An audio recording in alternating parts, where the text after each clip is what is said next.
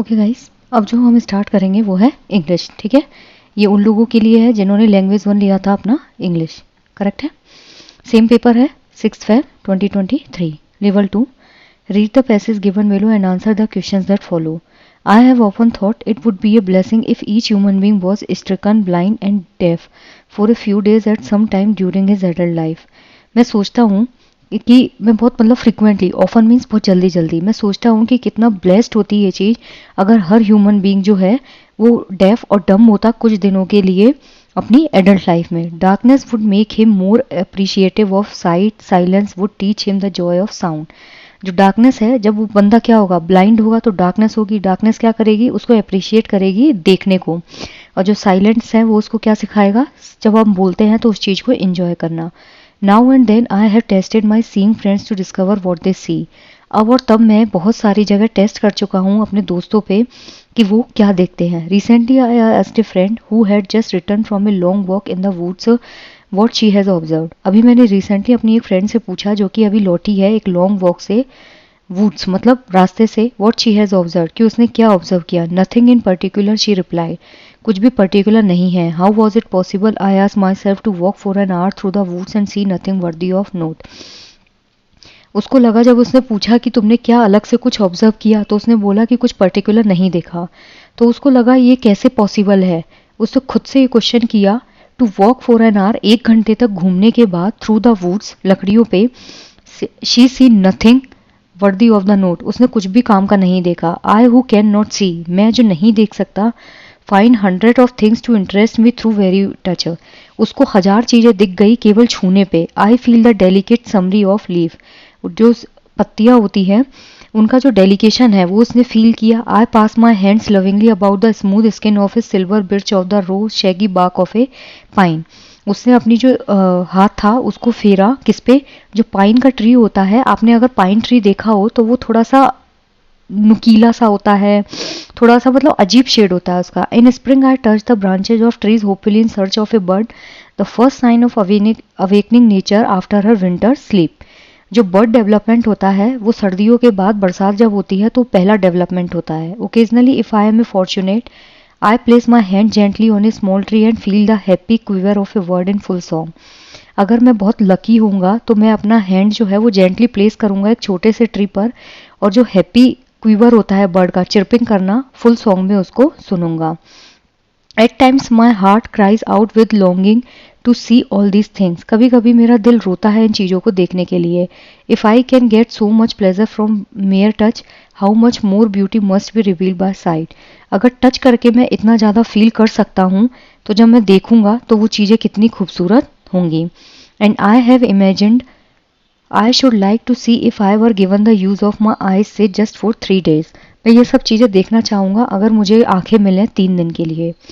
So according to the writer, becoming blind और deaf is a blessing for people, because blind होना और def होना blessing होती है लोगों के लिए। क्यों? They can learn about the people who truly appreciate them, they can appreciate the people who help them, they can learn to be compassionate towards others, they can learn to appreciate the gift of sight and God. तो इसका जो correct answer होगा that is your option number 4। जब author ने पहली line में बोला ही है कि कुछ दिनों के लिए लोगों को एडल्टहुड में क्या करना चाहिए, डेफ कर देना चाहिए और डम कर देना चाहिए। क्यों?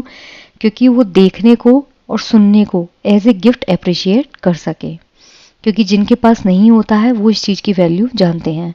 इन para 1 the phrase seeing friends refer to all those people who are not blind, all those people who are blind, all those friends of the writer who are not blind, all those friends of the writer who are blind। जो phrase 1 है paragraph में, seeing friends, यहाँ पे है seeing friends, I have tested my seeing friends to discover what they see. ठीक है, तो यहाँ पे जो सीइंग फ्रेंड्स है वो किस चीज़ के लिए रेफर किया है? उन दोस्तों के लिए राइटर के जो कि ब्लाइंड नहीं है। ठीक है, वो आराम से देख सकते हैं। तभी तो उन्होंने अपनी फ्रेंड से पूछा कि तुमने क्या देखा, तो उसने बोला कि मैंने कुछ भी पर्टिकुलर नहीं देखा। The writer hopefully searches for a bird, because जो राइटर है वो एक बर्ड के लिए होपफुली सर्च करते हैं, क्योंकि it's a sign that spring is coming soon, she wants to smell it, it's a sign of life, she wants to touch it. तो इसका जो करेक्ट आंसर होगा, विंटर के बाद जो बरसात होती है स्प्रिंग सीजन में उसका पहला ये सिंबल होता है जब बर्ड डेवलपमेंट होता है, ठीक है। नेक्स्ट है question number 94। The writer though blind finds beauty in the symmetry of a leaf by, जो राइटर है वो अंधा होते हुए भी, ब्लाइंड होते हुए भी जो लीफ की सिमेट्री है उसकी ब्यूटी को फील कर सकते हैं। कैसे फील करके? स्मेल करके, टेस्ट करके, passing her hands loving over it. जब वो अपने हाथ को उसके ऊपर फेरती हैं तो वो लीफ की जो सिमेट्री है उसकी ब्यूटी को वो फील कर सकती हैं without eyes. Okay, so the option 4 is correct. Next है, थो the writer can not here yet she can feel the happiness in A bird song by placing her hands. जो राइटर है वो सुन नहीं सकती but still she can feel the happiness, वो happiness feel कर सकती हैं जो पक्षी गाना गाते हैं उनके, by placing her hands loving on the bird, gently on a tree, gently on a leaf, around her years. तो इसका जो करेक्ट आंसर होगा that is gently on a tree. एक जो ट्री है उस पर जब वो बर्ड्स को देखती हैं, देख तो सकती नहीं है लेकिन वो फील करती हैं, और जो पक्षियों की आवाज़ है उसको वो क्लियरली सुन सकती हैं, ठीक है। यहाँ पे लिखा है I place my hand gently on a small tree and feel the happy quiver of a word in a full song, ठीक है। नेक्स्ट है, in the phrase happy quiver of a bird song the underline word is an adjective, an adverb, a noun, a verb. जो happy होता है इसका मतलब है खुश, तो happy quiver of a bird song, पक्षी का जो सॉन्ग होता है उसका खुश तरीके से, मतलब एक स्पंदन जो होता है ना, कंपन या स्पंदन, मतलब कोई चीज जो शिविर करती है, थरथराहट जिसको बोलते हैं, दैट इज कॉल्ड योर क्वेवर। तो इसका जो करेक्ट आंसर होगा हैप्पी क्वेवर, मतलब खुश, जब आप खुशी में कपकपाते हो या खुशी से थरथराते हो, तो बर्ड के सॉन्ग में वो चीज क्या है उसकी विशेषता बता रहा है। तो यहाँ पे जो करेक्ट आंसर होगा this is an adjective. Quiver means कपकपाना या थरथराना। तो एक पक्षी का जो सॉन्ग है उसमें खुशनुमा थरथराहट, तो थरथराहट कैसी है? खुशनुमा। So the option 1 is correct. Now what I should like to see is an example of noun clause, adverb clause, adjective clause and coordinate clause.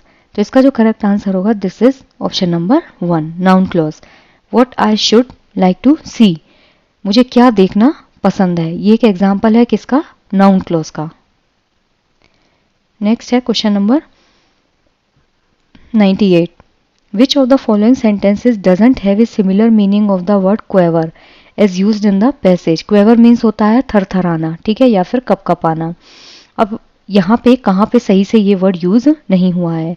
He quivered with excitement when he saw his old friend after a long time. He seemed to be quaver at his friend's suggestion. He tried to speak despite the quaver in her voice. He carried the arrows in his quiver. तो इसका जो correct answer होगा obviously option 4 यहाँ पे गलत होगा। क्यों? ही क्वेवर्ड, वो थरथराया खुशी के साथ जब उसने अपने पुराने दोस्त को बहुत लंबे टाइम बाद देखा, बिल्कुल सही है।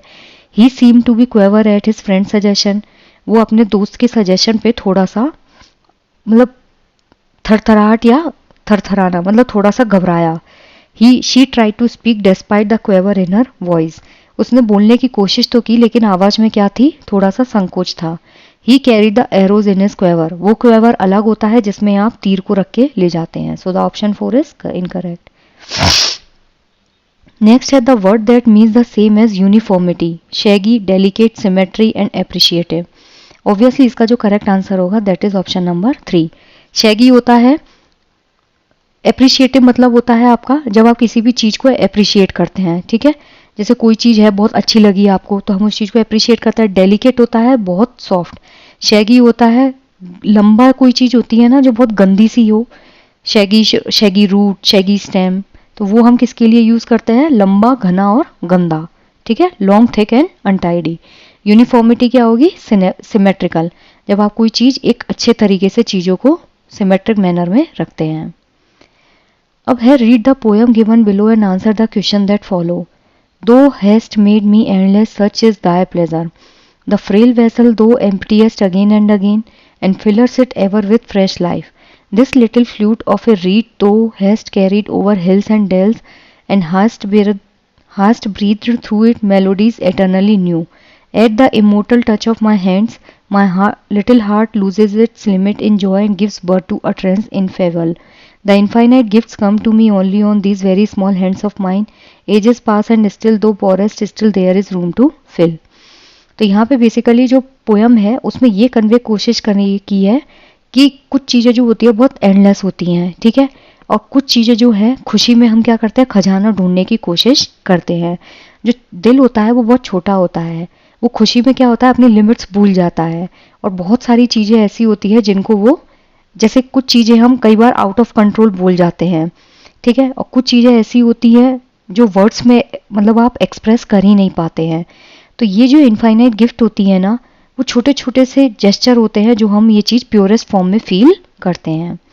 The poet uses the word endless to indicate the dash of the soul, mortality, immortality, ever changing nature and evergreen nature. तो यहाँ पे जो पोइट है उसने जो एंडलेस वर्ड यूज़ किया है वो किस चीज़ के लिए यूज़ किया है, आपका इमोर्टेलिटी के लिए। एंडलेस मतलब जो कभी ख़त्म ना हो, इमोर्टल मतलब अमर। क्लियर। नेक्स्ट है the frail vessel and flute refers to human body, human soul, living body and living creature. तो यहाँ पे जो फ्रेल वेसल है और जो फ्लूट है वो किस चीज़ के लिए यूज़ हुआ है, ह्यूमन बॉडी। ह्यूमन बॉडी जो होती है आपकी वो कैसी होती है, बाय द टाइम धीरे धीरे वो डिटेरियोरेट होती रहती है, ठीक है। जो वेसल होता है वो आपने देखा होगा कई बार वीक वेसल होता है, जैसे ही ऊपर से गिरा वो टूट जाता है। Same goes with human body. जो फ्रेल वेसल होता है, दुर्बल मतलब जो वास होता है वो चीज, और फ्लूइड ये किसके लिए है, ह्यूमन बॉडी। क्लियर। नेक्स्ट है आपका क्वेश्चन नंबर 102, ठीक है। यहाँ पे है the speaker feel that he can sing and express himself only when he is. जो स्पीकर है वो ये फील करता है कि वो गा सकता है और खुद को एक्सप्रेस करता है केवल तब, walking around hills and valleys, playing on his flute, touched और inspired by God and full of joy. तो वो केवल तभी सिंग कर सकता है और चीज़ों को मैनेज कर सकता है जब वो गॉड के थ्रू इंस्पायर्ड होता है, ठीक है, या फिर वो किसी भी चीज़ से टच्ड हो। आप कोई काम कब कर सकते हैं, जब आप किसी चीज़ को फील करते हैं या आप उस चीज़ से टच्ड होते हैं, ठीक है। So the option 3 is correct. The phrase utterance ineffable means inability to express the joy in words, oneself in any language, tragedy in words.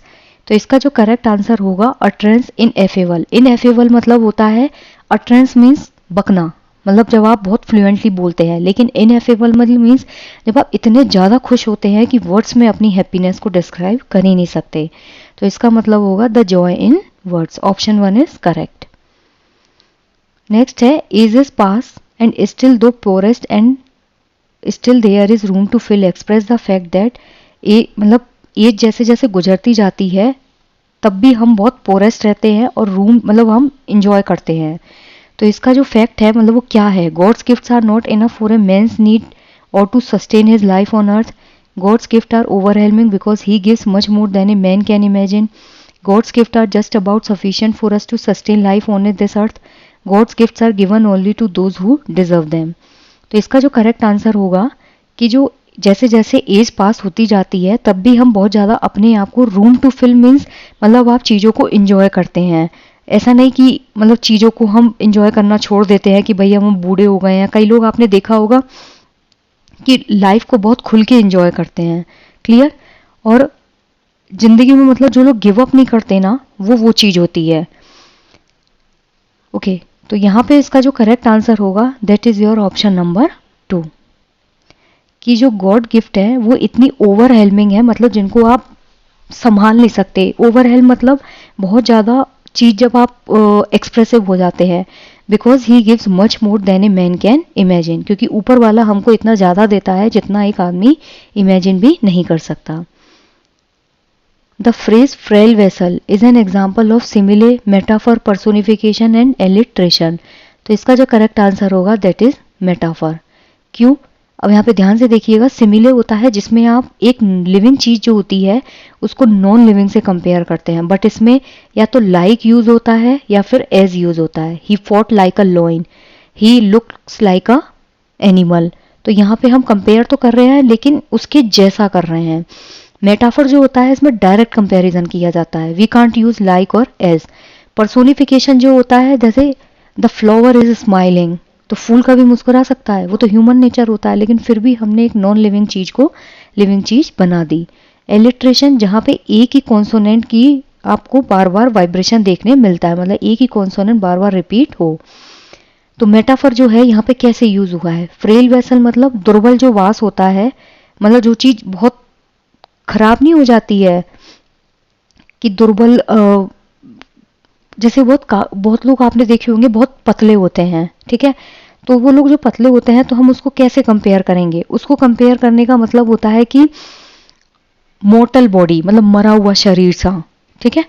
तो वेसल मीन्स कंटेनर होता है और फ्रेल मीन्स होता है वीक या फिर fragile. तो fragile container क्या होता है, जरा सा छोड़ो टूट जाता है। तो सेम चीज यहाँ पे मोर्टल बॉडी जो होती है ना, इसका मतलब होता है मोर्टल बॉडी, मरा हुआ शरीर। तो यहाँ पे होगा option number 2। Passive vocabulary is a set of words which a person, जो पैसिव वोकेबलरी होती है वो वर्ड्स का एक ऐसा सेट होता है जिसमें एक आदमी uses quite often, hears quite often, knows but doesn't use often, speaks quite often. Passive vocabulary वो होती है जिसमें आपकी वोकेब स्ट्रॉन्ग तो बहुत होती है लेकिन हम उनको डेली बेसिस पे यूज नहीं करते हैं। जैसे he got promotion after his demise, तो डिमाइज जो है वो यहाँ पे डेथ का सिनोनिम है, लेकिन ये आपकी वोकेब तो स्ट्रॉन्ग है लेकिन आप डिमाइज डेली वर्ड में यूज नहीं करते। क्यों? क्योंकि हम यूज करते हैं डेथ वर्ड। क्लियर है? तो यहाँ पे यूजेस क्वाइट ऑफन नहीं होगा, hears quite often, knows but doesn't use often and speaks quite often, ये भी गलत है। ना तो हम frequently सुनते हैं, ना हम frequently यूज करते हैं, ना ही हम frequently बोलते हैं। तो यहाँ पे करेक्ट आंसर होगा कि जानते तो हैं लेकिन यूज नहीं करते। What is how sounds are combined? Phonology, morphology, semantics and syntax. तो इसका जो करेक्ट आंसर होगा दैट इज ऑप्शन नंबर 1। जो फोनोलॉजी होती है ना, इसमें स्वरों का ज्ञान होता है कि जो स्वर हैं उनको कैसे कंबाइन किया जाता है, ठीक है। और जो मॉर्फोलॉजी होती है इसमें हम बर्ड्स जो होते हैं ना, बर्ड्स, उसको यूज करते हैं, ठीक है। जो सिमेंटिक होता है इसमें मीनिंग पे फोकस किया जाता है कि किसी भी वर्ड का मीनिंग क्या है। जो सिंटेक्स होता है ये आपका सेंटेंस पे फोकस करता है। I repeat, phonology, phonetics. तो फोनेटिक्स क्या होते हैं? आपके स्वर, साउंड्स कंबाइंड हो रही है तो फोनोलॉजी। मॉर्फोलॉजी में होते हैं आपके वर्ड्स कि शब्द जो होते हैं उनको कैसे कंबाइन किया जाता है। सिमेंटिक होता है मीनिंग, शब्द का मीनिंग, उस पर फोकस किया जाता है। सिंटेक्स होता है पूरा sentence. Clear? So option 1 is correct. Next है question number 108। Linguistic competence enable learners to, जो लिंग्विस्टिक कॉम्पिटेंस होता है वो लर्नर को किस चीज के लिए इनेबल बनाता है? Differentiate grammatically correct and incorrect sentence, know how and when to use the language appropriately, use more and more English, speak fluently even if not grammatically correct. तो जो भाषा होती है, लिंग्विस्टिक कॉम्पिटेंस मतलब जब आप भाषा यूज करते हैं तो उसका मेन पर्पस क्या है, क्यों आप उस चीज को यूज कर रहे हैं, कि आप करेक्ट जो सेंटेंस है और इनकरेक्ट सेंटेंस जो है उसके बीच में ग्रामेटिकली डिफरेंस कर सकें, ठीक है।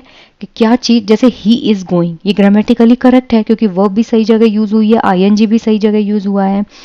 तो ये चीज आपको नॉलेज होनी चाहिए, तो उसके लिए लिंग्विस्टिक ज्ञान होना चाहिए ना आपको। और इनकरेक्ट, जैसे ही इज गोइंग को मैं कर दूं ही गोइंग इज, तो ये गलत है। So basically he can differentiate correct and incorrect sentences. Next है structural approach gives more importance to speech, reading and writing. तो इसका जो करेक्ट आंसर होगा दैट इज ऑप्शन नंबर 2। जब हम रीडिंग करते हैं और राइटिंग करते हैं तो स्ट्रक्चरल अप्रोच जो है उसको ज़्यादा इंपॉर्टेंस दी जाती है। आपके जो होते हैं, एक तो लिसनिंग होता है, इससे स्पीकिंग होता है, रीडिंग होता है और राइटिंग होता है। जो लिसनिंग होता है वो पैसिव स्किल है, रीडिंग जो है वो पैसिव स्किल है, लेकिन स्पीकिंग और राइटिंग जो होती है वो आपकी एक्टिव स्किल्स होती हैं, ठीक है। तो आई जस्ट होप कि आपको ये चीज़ें क्लियर हो रही हैं। और जो स्ट्रक्चरल अप्रोच होती है ना, स्ट्रक्चरल अप्रोच में बेसिकली जो सेंटेंसेस होते हैं उनको मतलब लिखना और पढ़ना सिखाया जाता है, जिसमें स्ट्रक्चर आता है, सीक्वेंसिंग आती है, पैटर्न अरेंजमेंट आता है कि जो वर्ड्स हैं उनको प्रॉपर तरीके से आप कैसे लिखेंगे। तो जहाँ स्ट्रक्चरल अप्रोच आएगी वहाँ पे रीडिंग और राइटिंग पे जो है ज़्यादा फोकस किया जाता है। अगर आप इस सेंटेंस को सही से पढ़ ही नहीं सकते जो यहाँ लिखा है तो आपकी रीडिंग बेकार हो गई। अगर आप इसको सही तरीके से लिख ही नहीं सकते, आपको सीक्वेंस ही नहीं पता है, आपको यही नहीं पता कि पहले सब्जेक्ट आता है, फिर हेल्पिंग वर्ब आती है, फिर ऑब्जेक्ट आता है, तो आप सेंटेंस लिख ही नहीं पाएंगे। तो जो बेसिकली स्ट्रक्चरल अप्रोच है वो इसी पे फोकस करती है। In the behavioristic approach, there is a lot of emphasis on thinking and discussing, meaning making activities, learning by memorizing and learning by doing. तो इसका जो करेक्ट आंसर होगा, जो बिहेवियरिस्टिक अप्रोच होती है ना, व्यवहारात्मक जो अप्रोच होती है, उसमें किस चीज़ पे सबसे ज़्यादा फोकस करते हैं? चीज़ों को रोट मेमोराइजेशन पर, ठीक है, कि चीज़ों को याद कैसे करना है। क्यों? क्योंकि जब बिहेवियरिस्टिक अप्रोच होती है तो उसमें हम क्या करते हैं, धीरे धीरे आप चीज़ों को याद करना सीख जाते हैं, ठीक है। आप इस चीज़ पे फोकस करते हैं कि एनवायरनमेंट के साथ आप कैसे चीज़ों को याद कर सकें, कैसे चीज़ों को कोऑर्डिनेट कर सकें। तो इसमें थिंकिंग और डिस्कसिंग नहीं होता है, मीनिंग मेकिंग एक्टिविटीज़ नहीं होती है, लर्निंग बाय डूइंग तो बिल्कुल नहीं होता है। व्यवहारात्मक अप्रोच ही यही होती है कि आप याद करके चीज़ों को अधिगम कर सकें, ठीक है। ये बेसिकली रीइंफोर्समेंट पे और पनिशमेंट, रीइंफोर्समेंट होता है आपका पुनर्वलन और पनिशमेंट होता है आपका दंड, क्लियर, उस पे बेस्ड होता है। Which among the following is not true about a text book? It is the chief operational tool to implement the syllabus. It is concrete in nature. It helps achieve the objective of the curriculum. It is planning of educational activities. पहली बात तो पूछा गया है text book के बारे में, सही नहीं है, क्लियर। ये चीफ ऑपरेशनल टूल है, ये तो बिल्कुल सही बात है। सिलेबस को अगर आपको इम्प्लीमेंट करना है तो टेक्स्ट बुक तो सबसे मेन होनी चाहिए ना। अगर चाइल्ड साइकोलॉजी की बुक ही नहीं होगी तो सिलेबस इम्प्लीमेंट कैसे होगा? मूर्त होती है नेचर में, बुक दिखती है ना सामने। ये करिकुलम का जो ऑब्जेक्टिव है उसको अचीव करने में हेल्प करती है, ये भी सही है, लेकिन एजुकेशनल एक्टिविटीज़ की प्लानिंग में हेल्प करती है, ये गलत है। एजुकेशनल एक्टिविटीज़ में टेक्स्ट बुक का रोल होता है लेकिन प्लानिंग करने में इसका रोल नहीं होता है। So the option 4 is incorrect. Next है question number 112, which type of listening demands more attention? Extensive, intensive, hearing and sensitive. कौन से टाइप की जो लिसनिंग है वो अटेंशन ज़्यादा रिक्वायर करती है? तो इसका जो करेक्ट आंसर होगा, जो इंटेंसिव रीडिंग होती है ना, जिसे हम बोलते हैं गहन पठन, और जो एक्सटेंसिव होता है उसे हम बोलते हैं विस्तृत पठन। तो जो गहन पठन होता है उसमें आप एक पर्टिकुलर पीस को ढूंढने के लिए बहुत अच्छे से उसकी स्टडी करते हैं। सो द ऑप्शन 2 इज करेक्ट। और जो स्किमिंग होती है वो हम अपने शौक के लिए पढ़ते हैं। When we read to get a general idea or gist of the text, this is called skimming, scanning, predicting and extrapolation. इसका करेक्ट आंसर होगा स्किमिंग। जो स्किमिंग होती है ना, उसमें हम किसी भी टॉपिक को बहुत जल्दी जल्दी पढ़ते हैं। जो विस्तृत पठन होता है ना, that is called your skimming. जब आपको कोई नोवेल पढ़नी हो तो हम बहुत जल्दी जल्दी उसको फिनिश करते हैं, और अगर हमें किसी सब्जेक्ट का अपना कोई कोर्स पढ़ना हो तो हम स्कैनिंग करते हैं, एक एक चीज़ बहुत ध्यान से पढ़ते हैं। स्किमिंग में क्या होता है, हम एक जनरल आइडिया ले लेते हैं कि ये कन्वे क्या करना चाह रहा है, या फिर gist of the text. Which among the following is not the feature of A learning plan? जो अधिगम प्लान है उसका कौन सा फीचर नहीं है? अधिगम प्लान लर्निंग से रिलेटेड होता है, रेसिप्रोकल और पार्टिसिपेटरी होता है, वन वे मेथड है, प्री प्लानिंग होती है, पोस्ट प्लानिंग होती है, और लेसन के दौरान की प्लानिंग होती है, ठीक है। तो इसमें इसने पूछा है कि कौन सा चीज़ जो है वो गलत है। जो रेसिप्रोकल टीचिंग होती है ना, वो एक इंटरेक्टिव अप्रोच होती है, ठीक है, जो स्टूडेंट की रीडिंग कॉम्प्रिहेंशन जो है उसको इम्प्रूव करने में हेल्प करती है। अब यहाँ पे लर्निंग प्लान का कौन सा फीचर यहाँ पे नहीं होगा? तो इसका जो करेक्ट आंसर है ये वन वे मेथड नहीं होता है। जब भी आप लेसन प्लान बनाते हो या टीचिंग मेथड्स यूज़ करते हो तो हमेशा वो वन वे होता है नहीं, हम मल्टी डायमेंशनल अप्रोच को यूज़ करते हैं कि सारे बच्चों को चीज़ें समझ में आएँ। जब लर्निंग का प्लान है तो लर्निंग से तो रिलेटेड होगा ही, रेसिप्रोकल होगा, पार्टिसिपेटरी होगा कि हर बच्चा पार्टिसिपेट करे, और दूसरा बच्चे की जो कॉम्प्रिहेंशन स्किल है, रीडिंग जो कॉम्प्रिहेंशन स्किल है उस पर उसको फोकस किया जाता है। प्री प्लानिंग होती है, पोस्ट प्लानिंग होती है, और लेसन के दौरान की प्लानिंग होती है। So option 3 is incorrect. Which language is acquired unconsciously? First language, second language, foreign language and other tongue. तो ऑब्वियसली इसका जो आंसर होगा, जो पहली लैंग्वेज होती है, फर्स्ट लैंग्वेज जो होती है वो हम अनकॉन्शियसली एक्वायर करते हैं, जिसे हम बोलते हैं भाषा अर्जन। बच्चे की जो मदर टंग होती है ना, उसको सीखने के लिए आपको अलग से ट्रेनिंग की ज़रूरत नहीं है। आप अपने परिवार में, अपने दोस्तों के बीच और अपनी फैमिली के बीच उस चीज़ को सीख सकते हैं। सेकेंड लैंग्वेज होती है आपकी टारगेट लैंग्वेज। जैसे हिंदी अगर आपकी फर्स्ट लैंग्वेज है तो सेकेंड लैंग्वेज क्या होगी? English. Which among the following is not included in the 5 guiding principle of NCF 2005? जो नेशनल करिकुलम फ्रेमवर्क 2005 है, जो प्रोफेसर यशपाल ने दिया था, इनकी जो 5 गाइडिंग प्रिंसिपल हैं उसमें कौन सा नहीं है? Connecting knowledge to life outside the school, ensuring that the learning is shifted away from the rote learning, enriching the curriculum to provide for overall development of the children rather than remaining textbook centric, play the role of a professional teacher. तो इसका जो correct answer होगा कि आप बच्चों के ज्ञान को बाहर के, बच्चे का मतलब जो नॉलेज है स्कूली ज्ञान को उसके बाहरी जीवन से भी जोड़ो। तो ये बात तो उन्होंने कही थी, लर्निंग जो है वो रोट लर्निंग से शिफ्ट हो जाए, बच्चे को रटाना नहीं है, बच्चे को चीज़ें खुद से करके सिखानी है। तो रोट मेमोराइजेशन से हटा के लर्निंग बाय डूइंग करना है। एनरिचिंग द करिकुलम, जो करिकुलम है उसको एनरिच कीजिए to provide for overall development. जो आपका पाठ्यक्रम है वो ऐसा हो कि बच्चे का पूरा डेवलपमेंट कर सके, rather than remaining text book centric, कि आप सिर्फ टेक्स्ट बुक पे ही फोकस्ड रह जाएं। Play the role of a professional teacher, नहीं, हमें प्रोफेशनल टीचर का रोल प्ले नहीं करना है, हमें बच्चों के लिए क्या करना है, फैसिलिटेटर बनना है, कि बच्चे को जहाँ ज़रूरत हो वहाँ बच्चे की एक प्रॉपर हेल्प कीजिए और जितना ज़रूरी है उतना ही मदद कीजिए। तो यहाँ पे फोर्थ जो है वो क्या होगा, गलत होगा। Which area is not the part of a contrastive analysis, जो कॉन्ट्रास्टिव एनालिसिस है उसका कौन सा पार्ट इसमें से नहीं है। ठीक है, तो इसमें सबसे पहले बोला है फोनोलॉजिकल, लेक्सिकल, सिंटैक्टिक और सिमेंटिक। ये एक हाइपोथेसिस है।